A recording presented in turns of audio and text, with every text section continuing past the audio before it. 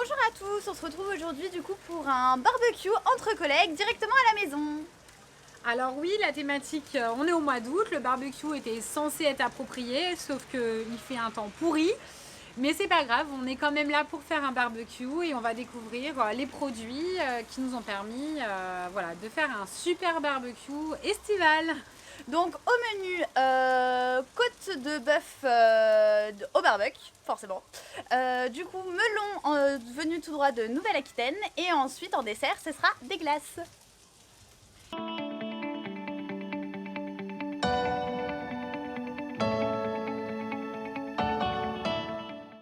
Bonjour, aujourd'hui nous sommes en Limousin chez Stéphane.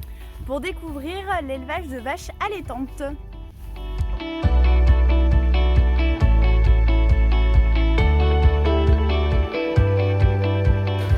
Stéphane, est-ce que tu peux nous présenter ton exploitation, ton parcours aussi Donc mon exploitation, c'est une exploitation de 165 hectares en système naisseur-engraisseur. Donc j'élève que de la limousine d'ailleurs. Et donc j'ai 140 vaches limousines en système naisseur-engraisseur. Alors est-ce que tu peux nous expliquer ce que c'est justement le système naisseur-engraisseur ?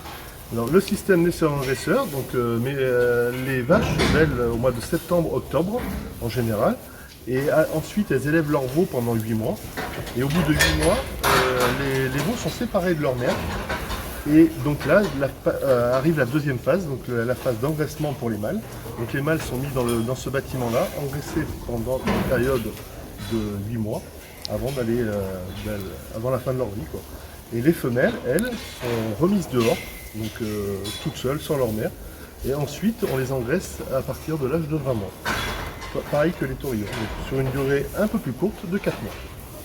Et alors, est-ce que tu peux nous expliquer quelles sont les particularités de la race limousine ?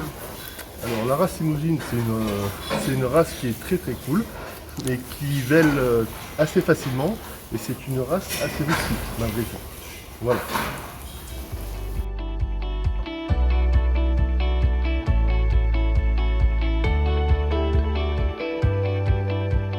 Alors, est-ce que tu peux nous expliquer aussi comment elles sont, du coup, la viande, comment elle est commercialisée après l'élevage ?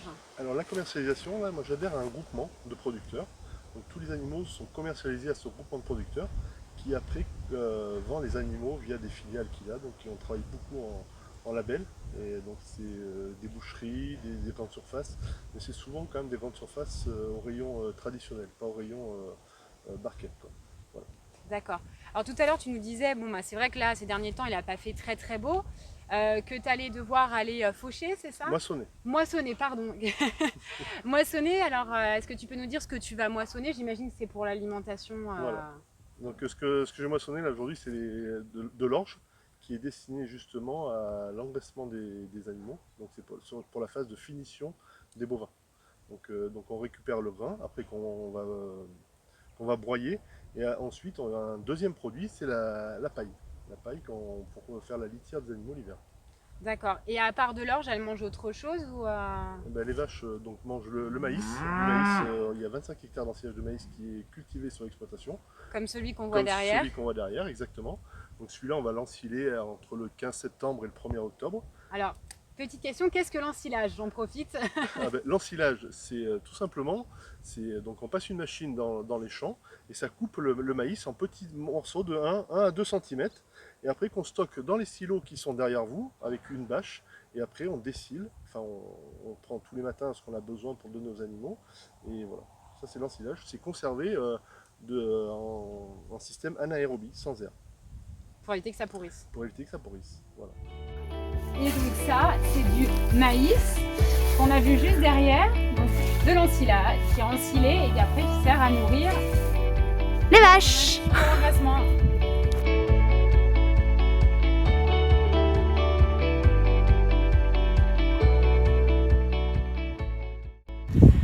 Aujourd'hui, nous vous retrouvons en Haut-Poitou Avec Jessica, productrice de melon.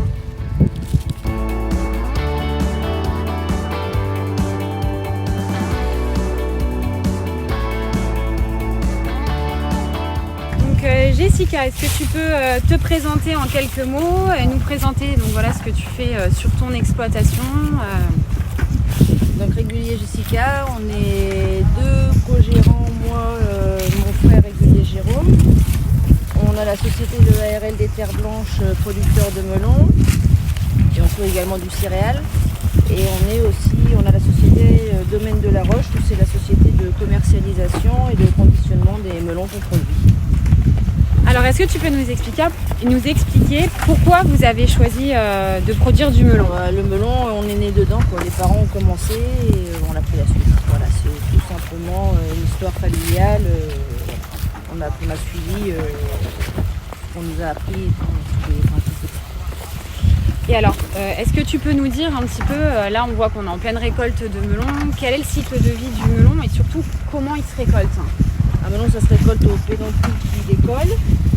Est-ce que c'est possible que tu nous montres également les gestes Donc, généralement, on cherche, quand il n'y a pas beaucoup de feuilles, c'est assez facile, on voit. Là par exemple, vous voyez, le melon, il est blanc là.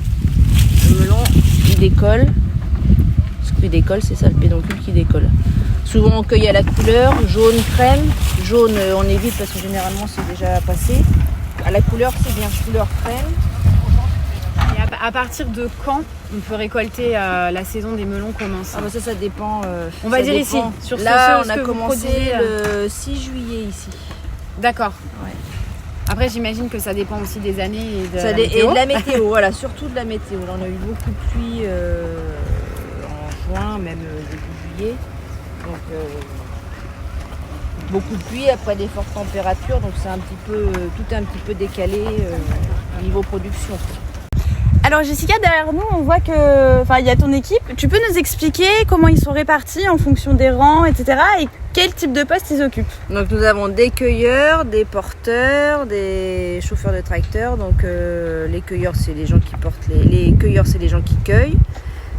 Les porteurs, c'est les gens qui portent les seaux de melon plein dans les paddocks. Et chauffeur, c'est celui qui fait les navettes, station de conditionnement, champs et qui roule les remorques dans les champs. Et est-ce que tu peux nous dire aussi, par exemple, là en pleine récolte, en période de récolte, combien de salariés, de saisonniers Là, on a actuellement une approximativement bonne trentaine de personnes, sachant que si on était une vingtaine de plus, ça serait beaucoup mieux. Mais bon, déjà, quand on a une équipe de 30-35 personnes, c'est déjà bien à gérer.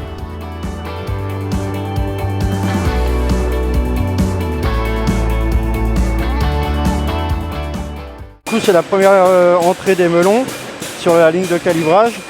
Et là ici on enlève les plus gros, les melons fendus. Et on n'arrive pas à tout enlever, mais on essaye d'enlever le plus gros. Et du coup, donc après cette étape-là, on est d'accord que là, du coup, ça va donner une sorte de machine qui va les nettoyer en gros. Ouais, qui va enlever la terre. Et puis sur les melons, il y a des micro-poils qu'on voit pas à l'œil nu, mais au toucher on les sent. Et ça donc du coup ça va disparaître grâce à la brosseuse. Alors là du coup on a une dizaine de chaînes. Les melons vont être calibrés, vont partir sur chaque ligne selon leur poids. Donc c'est-à-dire que par exemple la première ligne est configurée à que le melon il tombe quand il fait 500 grammes, le melon il va tomber quand il fait 500 grammes ou de 500 à 700 grammes. Et ainsi de suite sur toutes les lignes.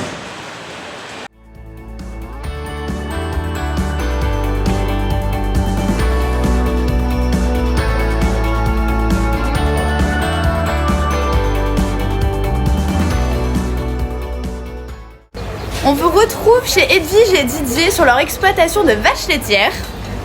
Où ils produisent également de la glace.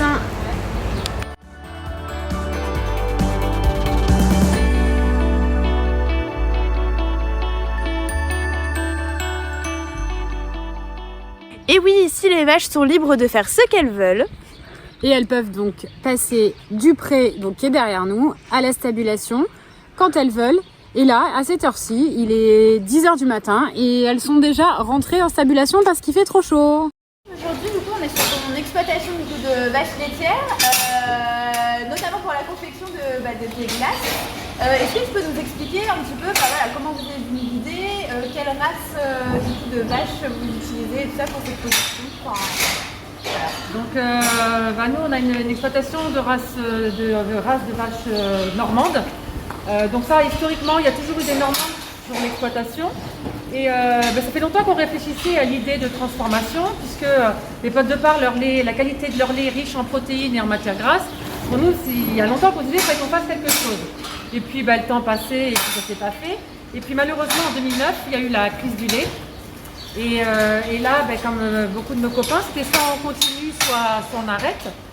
Sauf que on avait fait des investissements 2 ou 3 ans auparavant, et même si on arrêtait la production laitière, ces investissements-là, il fallait les payer. Donc on s'est dit, on n'a pas le choix, il faut transformer. Mais transformer quoi? Il y a beaucoup de voisins qui se sont mis à le faire aussi, donc qui faisaient des yaourts, qui faisaient du fromage. Si on fait la même chose, nous on s'est dit, on va, pas dans un gouffre, mais en fait, on va reproduire la même chose qui s'est passé avec la crise du lait, le lait de consommation en grande surface, quoi. Donc on a vu une publicité d'une entreprise hollandaise qui formait à la fabrication de glace. Donc on les a contactés et puis on a démarré comme ça.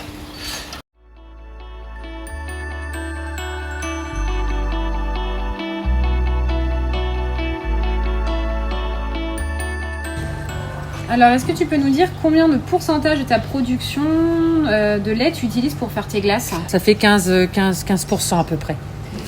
Et quand tu décides de faire une glace, comment tu choisis les parfums, les ingrédients? Alors nous, la base de nos glaces, c'est notre lait et notre crème. De la crème fraîche, du lait qu'on écrème nous pendant la traite. Ensuite, on utilise des jaunes d'œufs qu'on va chercher localement. Et après, des arômes. Les arômes, ce sont des pâtes, de la pâte de pistache, la pâte d'amande, de la pâte de noix, uniquement vraiment des produits naturels qu'on utilise dans nos glaces. Et quand on fait des sorbets, c'est d'avoir des fruits le plus mûrs possible, avec le plus de goût, le plus naturel possible. Et tout de suite, on le retrouve dans le goût des sorbets aussi derrière. Et où est-ce qu'elles sont vendues? Donc majoritairement dans les boutiques de producteurs, donc en Dordogne et en Charente. Quelques restaurateurs, un petit peu à la ferme. Et après, nous, on travaille aussi beaucoup l'été sur les marchés de producteurs de pays, en Dordogne et en Charente, sur les marchés festifs. Parce que les glaces qu'on a goûtées lors de notre barbecue n'étaient pas aussi bonnes. Du coup, voilà, Edwige nous a donné le privilège de goûter ces fameuses glaces de la ferme et franchement, elles sont trop bonnes.